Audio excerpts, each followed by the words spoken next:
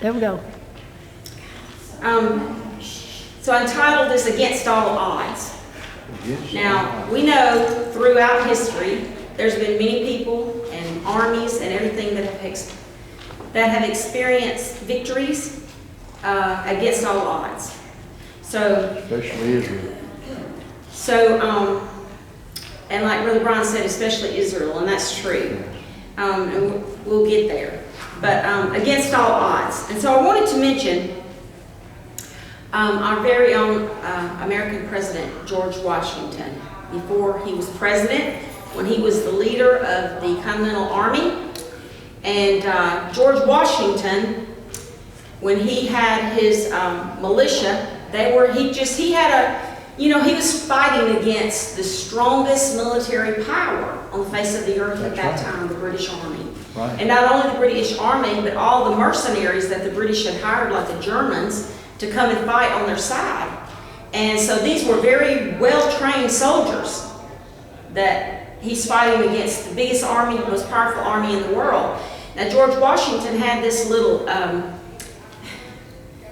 ragtag team of a militia.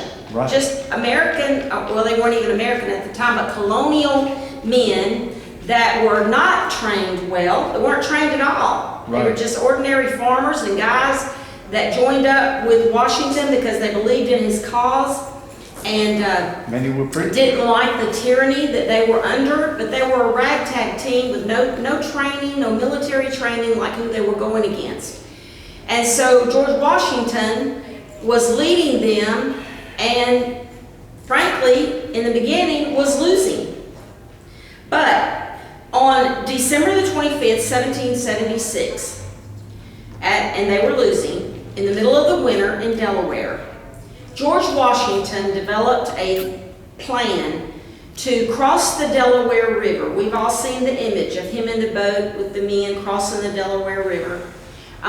He devised a secretive plan to sneak in. They were German mercenaries across the river, to sneak across the river in the middle of the night and to defeat them. Well, all the odds was against him. They all said it's impossible, we're outnumbered. Some of his men, it was the middle of winter time, they didn't even have shoes. They were still wearing their summer clothes, they didn't even have winter uniforms, a lot of them. So like I said, a ragtag team behind him. But he crossed it in the middle of the night, freezing weather, and he beat those German mercenaries. He would end up going across the river 2 more times in the winter. The point is that was the tide that turned the Revolutionary War and led General Washington and his revolutionary soldiers to victory and made us who we are today, the United States of America. But the point is, it was against all odds. Right. Yeah. The odds of him winning against the strongest military power in the world was zilch. Right. Okay? But he did it. And I believe it was because God was with him. Right. Okay? So now, like Brother Brian said in the beginning, since when did the numbers that the Hebrews had matter? Because they have always won when they were obedient to God, regardless of the numbers. Right. In fact, there's many times they had too many. Consider Gideon, right? Right. They had too many, and God says, send all this many back home. Right. Because God wanted them to understand it wasn't by their own might or power or their own numbers that they were to succeed, but it was through Him and being obedient to Him. And so I remember, and like I said, this is not going to just go on today because I'm trying to build here, but I remember one instance that's recorded during the time of Samuel and King Saul in the first book of Samuel, where the Philistines, who were a formidable enemy against Israel, had come against the Israelites, and that I think they had over 3,000 men, I believe, if I'm correct in that story. The Philistines had over 3,000 men, and King Saul only had 600 in total. Well, that's not very good, right? 5-1. Yeah. And so King Saul and his men, kind of like with David and Goliath, they were just trembling in fear. And they're like, well, we've had it, we're done. But in the middle of the night, Jonathan, King Saul's son, and his armor bearer. Mm-hmm. They snuck into the camp of the Philistines and slaughtered this one camp of the Philistines. And then God made the camp of the Philistines be in disarray. Right. So they were battling each other. Right. So with two men, Jonathan and his armor bearer, they conquered all the Philistines Right. because of God, against all odds. Yeah. Right? Yes. So that's what I want to talk to you about. So against all odds, the children of Israel were brought out of Egypt, out of slavery. Not because they were holy. They were not That's holy. right. Not because they were larger than all the people groups around them. No, because the Bible says, in fact, they weren't. They were smaller than all the people groups around them. But why? Because they were His people, His chosen people, and because of the promises that He had made to their forefathers, and because He saw their sufferings, and the time had finally come for them to be redeemed. He would teach them to know His power and His might and His name, His memorial name that He said was to always be remembered, and yet they forgot it. Isn't that strange? And it's Yud-Heh-Vav-Heh. We're not completely 100% sure of the pronunciation, Right. because they forgot His memorial name after He told them, this is my memorial name forever that you are to remember. But they were redeemed. So what does to be redeemed mean? Often when we think of redeemed, I guess the first thing, growing up that I would have said was salvation. Sort of, kind of, but they're two different things. To be redeemed mean that you are purchased from Right. slavery. That's right. So whenever I think of that, you think of someone up on an auction block being sold in slavery, and someone redeems them or purchases them from that slavery, okay, for freedom. Not to purchase them as a slave, Right. but they purchase them and then give them their freedom. And that's what God did for the children of Israel. He purchased them out of Egyptian slavery, not to put them back under slavery at Mount Sinai, like some people say the law is slavery, but to give them complete freedom. He brought them out to give them complete freedom, That's and His right. Torah was a process of doing that. So when we talk about the Exodus and Him bringing them out and redeeming them from slavery, and we all, again, this is nothing new, we know this, but the first Exodus was from Egypt. But the second Exodus is going to be from the four corners of the earth where His children are scattered, and that's still in the future. He is going to redeem us again from slavery for the same time, for the same reasons as the first time. Not because we're all holy, Right. because we're not. Not because we're large in numbers, because we're remnant. But because we are His people, and because of the promises that He has made, and because He's going to see our sufferings. But the thing, again, is that we are not at that point of suffering yet, like the Israelites had encountered in Egypt with their suffering before God finally sent someone to redeem them. He's going to do it to reveal to us His power and His might, and yes, His name. That's above all names once again. Yes. So we read about this second Exodus in Jeremiah 16, 14, and 15. And it says, "Therefore, says Adonai, the day will come when people will no longer swear, saying, As Adonai lives, who brought the people of Israel out of the land of Egypt, but as Adonai lives, who brought the people of Israel out of the land to the north, and out of all the countries where He drove them, for I will bring them back to their own land, which I gave their ancestors." And then verse 21, "Therefore I will make them know once and for all. I will make them know my power and my might. Then they will know that my name is Yud-Heh-Vav-Heh." So do you see the exact wording there as was spoken with Moses back during the Exodus? In Genesis 3:15, He told them the exact same thing when Moses said, "If I go to them, who shall I say?"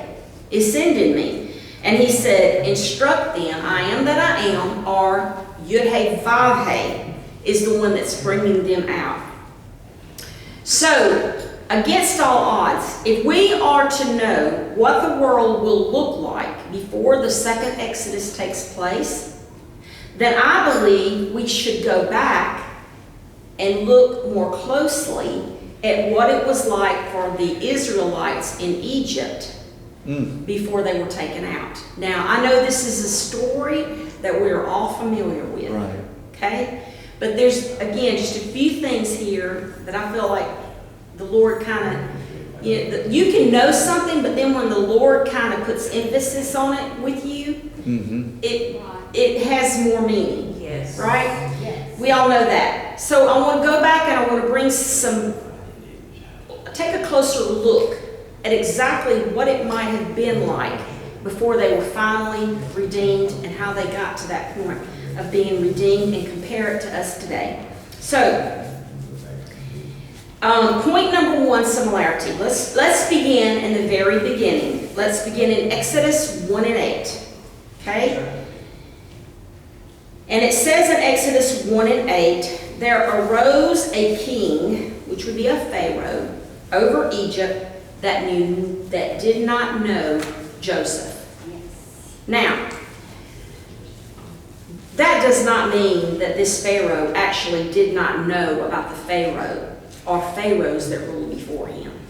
He knew the pharaohs that ruled before him. He knew about the dynasty that ruled before him. He even probably knew the name of Joseph. Okay? Because Joseph was right under Pharaoh. So what it's talking about here is that he did not honor the reign of the Pharaoh before him. Okay? So this is very common with ancient kingdoms, especially the pharaohs, because if there arose a new dynasty and they would oftentimes, if the dynasty before them, they would go in and they would deface all the monuments. They would do away with all the laws that the pharaoh before them had created. And we see this many times. It means the rulers and the leaders of the new dynasty, the new pharaoh, they did not honor the God of Joseph. Because see, the Pharaoh when Joseph was there, he honored the God of Joseph. He let Joseph do what he needed to do. Then he knew who Joseph's family was, brought them all down to Goshen, let them stay there. They grew and they multiplied. Okay? So, when we think about, and we don't know for certain who that Pharaoh was, but there was a dynasty that I believe could have been the dynasty of Joseph, and that was the Hyksos dynasty. The Hyksos, historians do not know if the Hyksos dynasty, if these Hyksos came in and were already living in Egypt and then rose to power, or if they came in and took over militarily and then rose to, gained power. Most of them believe they were already living in Egypt in large numbers and then just took over. But the Hyksos were a Semitic peoples. Now remember, not just Israelites were Semitic peoples. The Iranians were Semitic peoples. The people in Iraq, they're all Semitic peoples. They came from Shem. All right, so not just the Israelites came from Shem. So they said that the Hyksos dynasty were Semitic peoples that had taken over Egypt. They were, I think, the only dynasty that was not, they were not Egyptians. They were foreigners that came in and took over the dynasty. So when the Hyksos dynasty was knocked down by Ahmose the first, when Ahmose the first came in and took over power, they said that Ahmose did away with everything that the Hyksos dynasty had done. So that means he didn't honor that reign, the reign of the Hyksos, which would, if I'm correct, which would have included anything that Joseph did. Okay? He didn't honor any of that. So he would have defaced all the images of the pharaohs that he could from that reign, and he would have not let the people live under anything that the Hyksos did, because they drove them out. They were not even Egyptians. And so this could explain why the Bible says there arose a Pharaoh that didn't know Joseph. They did not honor that reign of the Hyksos, if I'm correct, or whoever it was, at all. All right? So now let's talk about our day. We are currently living in a time, right, when the God of the generations past has been thrown down. Yes. Times have changed since the times of our great-grandfathers and our grandmother and grandfathers, even since my childhood. Yes. The God of our ancestors is no longer recognized. Okay? History is not being taught. Right. The godly things that our forefathers did to establish this nation, a lot of them, they don't even know who George Washington was. Yeah. They don't. You ever see these people that stop people and ask them on the street? They don't know. They don't even know who the president is. But they're out there rioting. They don't even know who the governor of their own state is. A lot of them can't even answer simple questions. They don't know anything. They're just out protesting for a cause, and they don't even know what that cause is. They don't even know what's the proper one from the river to the sea. They don't even know what that means.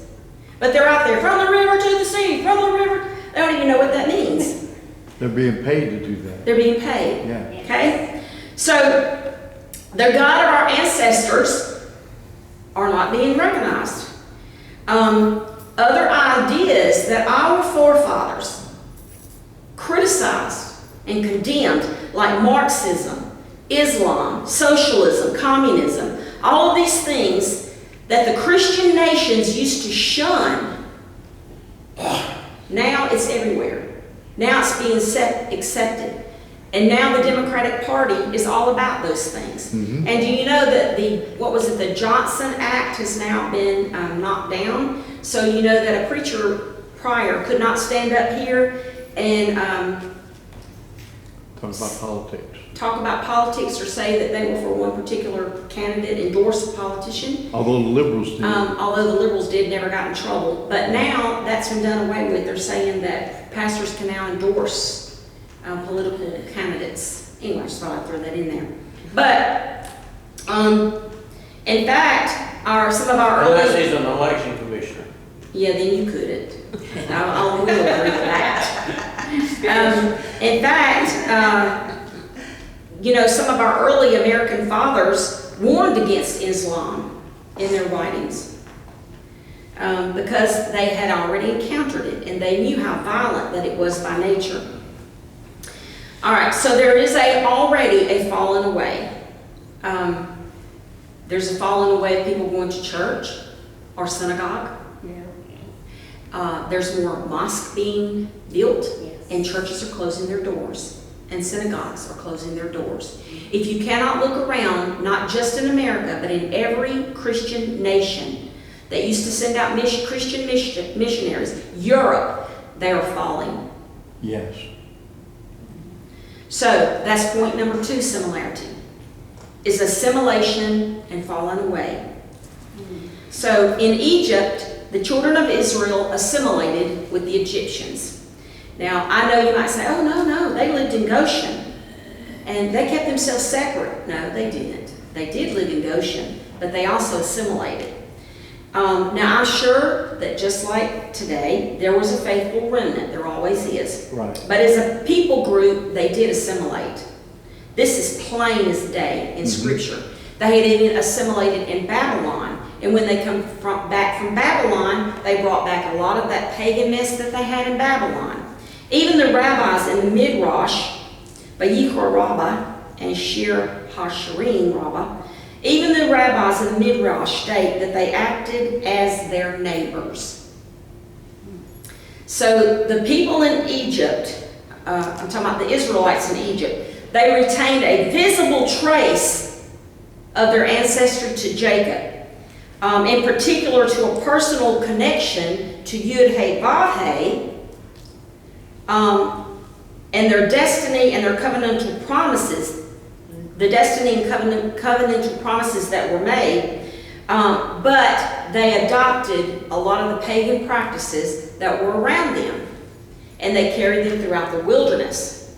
Before Yahweh could inspire Israel, he first had to demonstrate his power over the Egyptians, over Pharaoh and the Egyptian gods that they had come to revere. Think about that. That's the same way it's going to be in our day.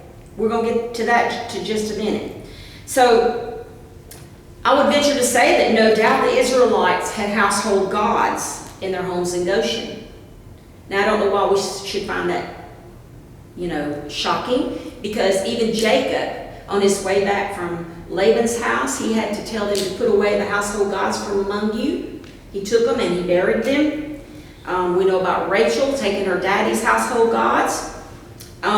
So these household gods could have been in the form of what the Egyptians worshipped: serpents, young bulls.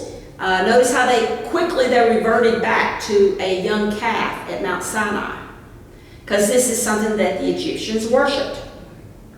So this is why that Yud-Heh-Vav-Heh had to show his power and his might over the divine Nile, because the Nile was worshipped, and over Pharaoh himself, who called himself a god, and all of the little gods of Egypt.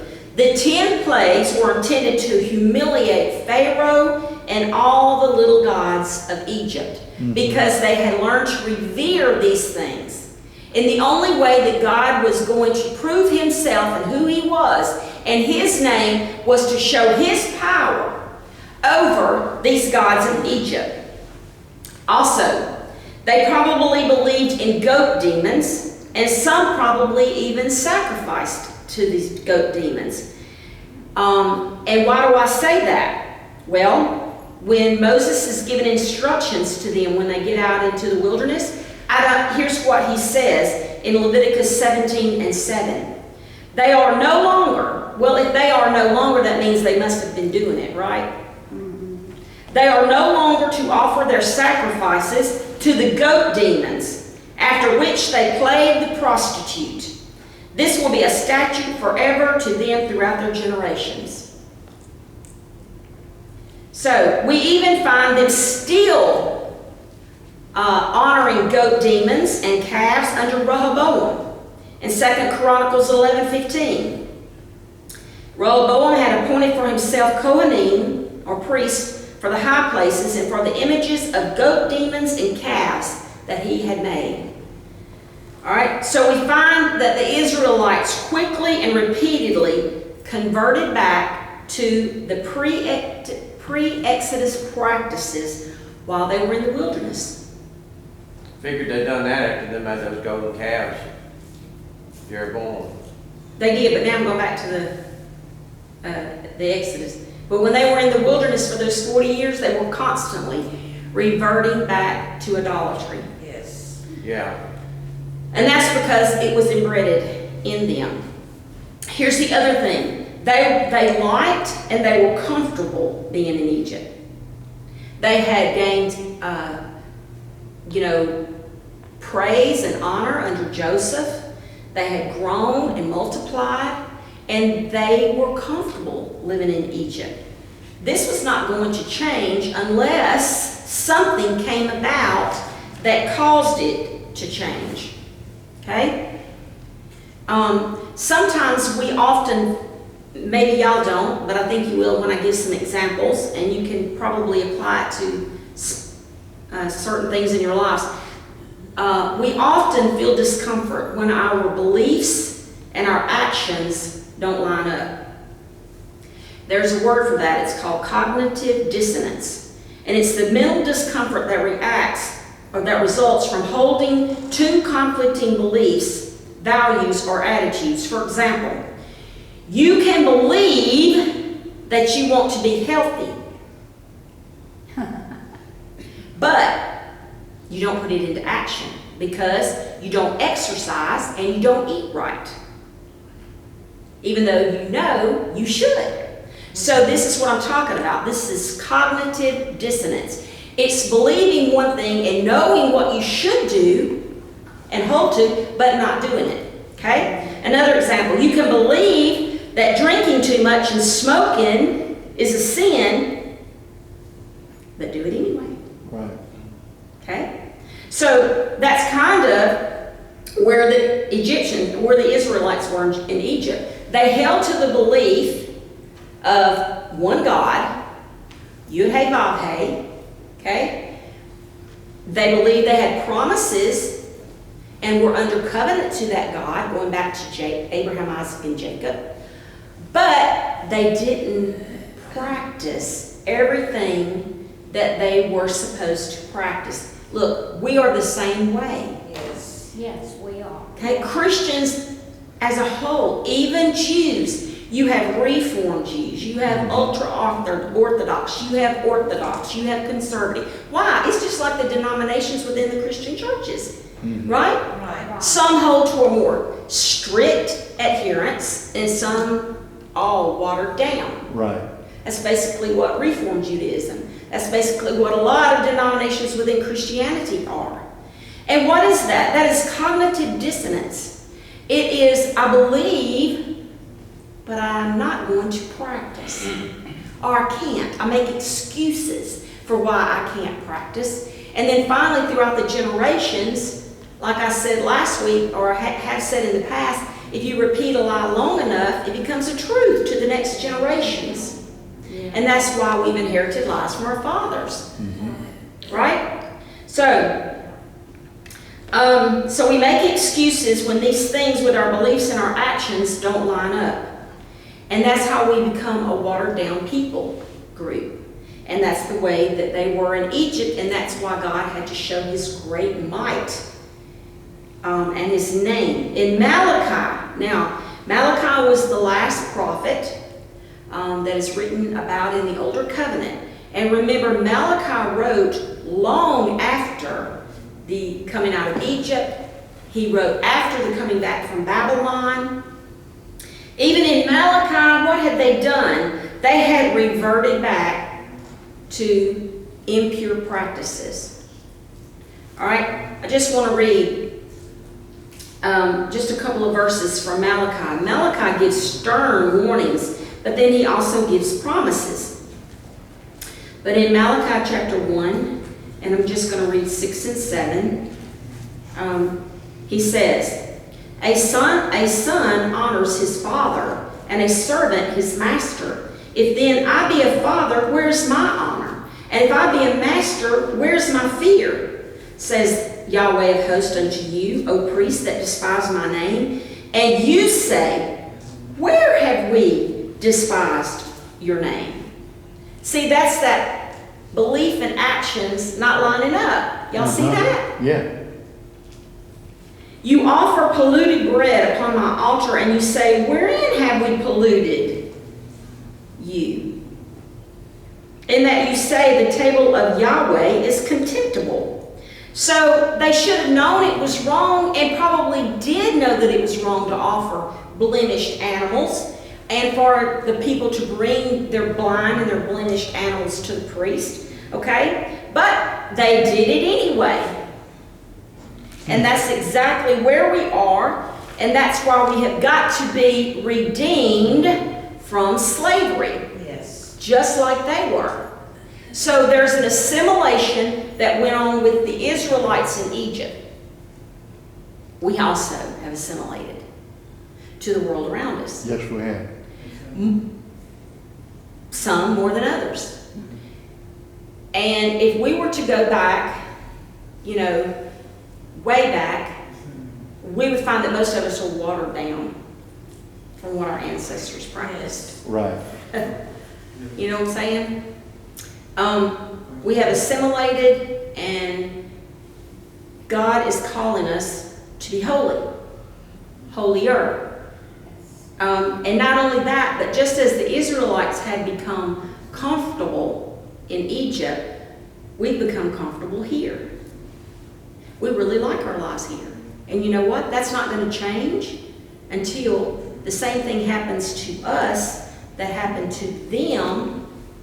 And that is that we begin to feel persecution. Because the children in Israel did not cry out for a deliverer, for a redeemer, until the persecution got so hard. Yeah. Then they began to cry out. That's the way it's going to be. with us. And listen, these things are not just going on in America. Listen to the No. news. Christians are being killed. Where is it? They were just a bunch of them, Somalia? Somewhere they just murdered a bunch of... Syria, was it Syria? Somewhere, I just read about it on the news, they just murdered a bunch of Christians, well, the Druze in Syria. But I don't think they're Christians. They may be, I don't know. No, Druze have their own faith. Yeah, I thought so, but no, I think it was in Somalia that a Oh, group of okay. Christians was just massacred, but you didn't hear about it on the news. Nobody said a word. They're talking about Gaza, but they're not gonna talk about that. Right. Every time it happens, it's not talked about. But this is happening everywhere. Like I said, United Kingdom, Europe's just about to fall to Islam. Right.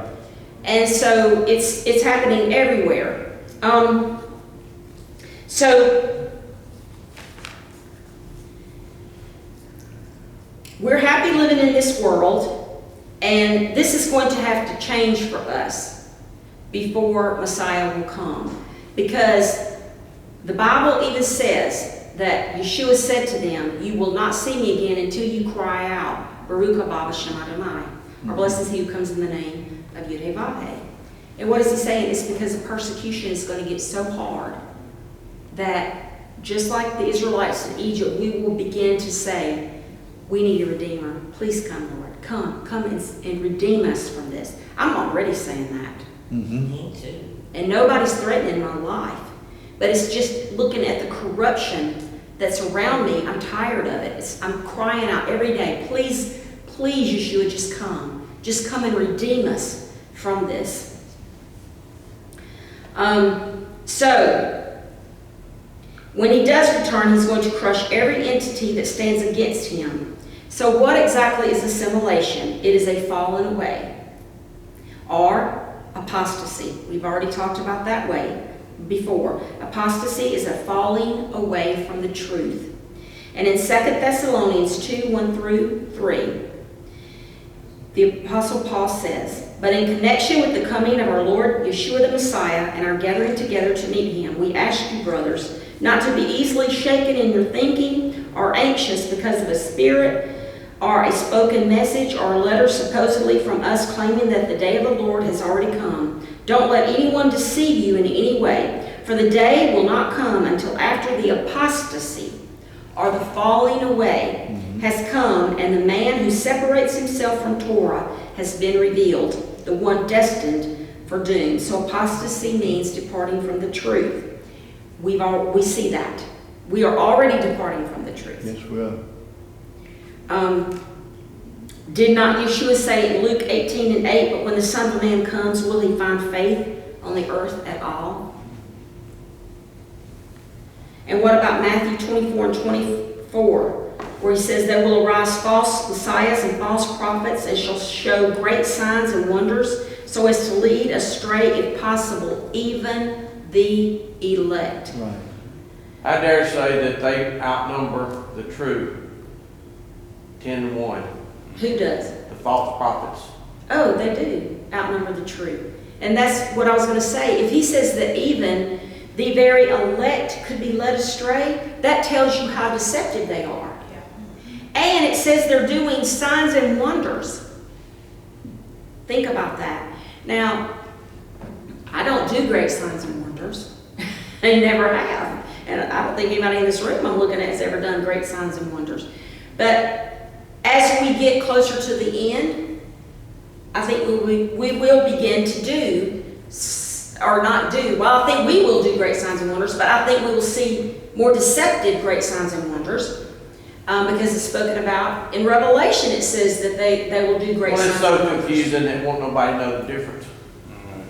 Well, unless you really are very close to God, then you will know the difference. Yeah. Okay? And that's my point. If you have not assimilated enough, you'll know the difference. Because we're supposed to have discernment. Now, this is like when I traveled, Brian and I traveled we traveled to Europe, and I don't remember exactly where we were. Brian probably does. But they were going to take us to this church, this ancient church where the statue of Mother Mary supposedly cried, and people came from she wasn't crying now, but she had in the past. Right. People would come from all over the world to see this statue Right. of Mary crying. And you have to remember, this was in 2000. This was a long time before I got into this this walk. Mhm. Okay? So, when they said that we were going there and that we were going to see that statue, I was like, wow, what a wonder. You know, what a wonder. I'm going to see that statue. That was a great sign God sent, a great wonder to make that statue cry. And so I was all excited. And then, Brother Chuck, I heard this little voice inside my head that said, that statue of Mary is an idol.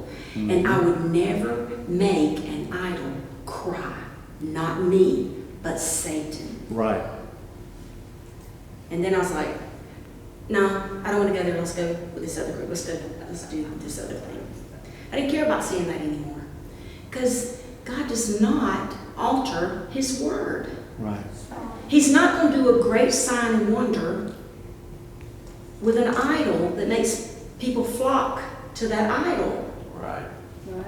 That's right. So that's what I'm saying. These signs and wonders. And that's not the only statue that they've ever said did that. Oh, the Catholic Church has all. Yes. Yeah. So we've got to have discernment. We've got to be the remnant. We've got to be close enough to God to be able to discern these things. And yes, we have all assimilated in some form or fashion. Okay? But we've got to draw ourselves back to being closer to God. Yes. Now, we are still in many ways unclean. And I know you don't like to say I'm unclean. Okay? But we still have some purity issues that we need to deal with. Every last one of us has some purity issues that we need to deal with. Now, how many of you remember the dream I shared with you that I called the bride's plate? Anybody remember it? Sue does. Well, I'm going to tell it. It's not in my I notes. remember that, go talk. It's not in my notes, and I'm going to share it because it's pertinent to what we're talking about. So several years ago, I had this dream that I was at a church conference. And when it became lunchtime, they had like a buffet, like going through a Morrison's cafeteria thing. So we were all just to line up and tell them what we wanted, and they would put it on our plate. So as it started going through the line, they were basically, instead of you telling them what you wanted, they were just giving you the food already on a plate. So they handed me this plate, and it had the plate was about that size, and it had a huge big old piece of ham that took up almost the whole plate. And it had two little scrawny chicken legs laying beside the piece of ham. And so that was it. That was all that they were giving us for lunch. And I looked at it, and I was like, so I told the lady, I said, ma'am, I'm sorry. I can't eat this. I don't eat ham. Don't eat pork. Could I just have just extra chicken? I mean, they were just little scrawny chicken legs. I said, could I just have just some extra chicken and not the pork? And she got mad. Boy, she jerked my plate and she scrubbed that ham off in the thing, and she stuck another chicken leg on there where the pork had been laying, and she handed it back to me with a bad attitude. Well, I made her even madder because I looked at her and I said, no, you don't understand. Ma'am, I'm not trying to be difficult, but I'm not going to eat the chicken legs that touched where the pork lay.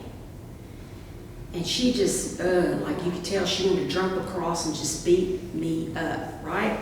So finally, she jerked it away from me again, gave me a clean plate, put me 3 little chicken legs on it, and I went on about my business. I woke up. Well, before I woke up, the Lord said to me, he said, you know what that is? And I was like, what?